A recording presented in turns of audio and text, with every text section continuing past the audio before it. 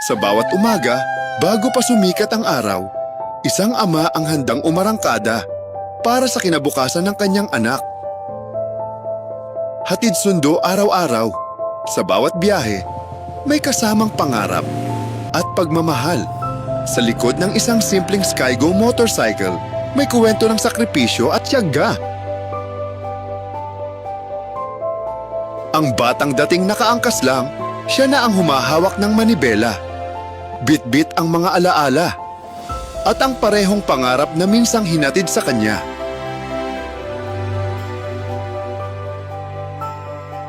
Ngayon, siya naman ang bumabaybay sa sariling daan, gamit ang motor na minsang naging saksi sa kanyang paglaki.